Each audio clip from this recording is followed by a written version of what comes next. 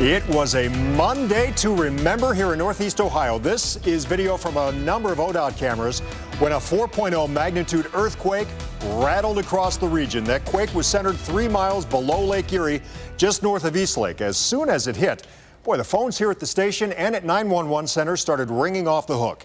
And geoscientists say those reports are crucial for recording earthquakes. We don't sit in front of a seismometer and wait for something to happen. We rely on felt reports. We rely on the people calling us up and saying, hey, I felt something.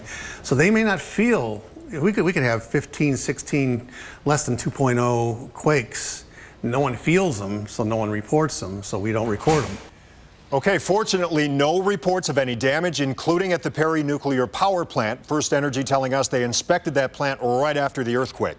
All right, back in the Weather Center now with Mark. And Mark, you were one of the thousands of people who actually felt the earthquake. Oh, yeah, sitting on the deck this morning with my wife having breakfast, and it just came from below and shuddered for about 5 seconds, and we knew right away it felt different. It wasn't a jet going over. It wasn't a garbage truck out front. It was the earth shimmying and shaking. Something. Follow me over here. Here it is, 4.0 magnitude quake. There's Cleveland. There it is, 3 kilometers below the surface is where it's centered. And there's really no fault line, discernible fault line out here. But since glacial times, when we had a mile-thick glacier on top of us here, it compressed the ground. And it's slowly but surely expanding outward. And every once in a while, it cracks a little bit, and that's what happened today. Here's a live picture from the Lake Erie Bluff seismograph. Here's the main quake, 4.0, follow the line.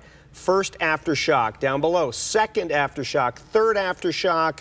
There's number 4 and number 5. These are about 2.0 magnitude. Now, there are some slightly smaller ones.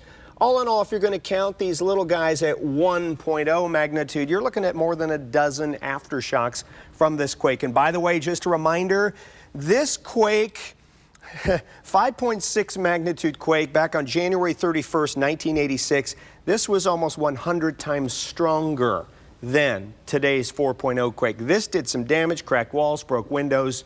Everybody was shaking and baking back then in 1986.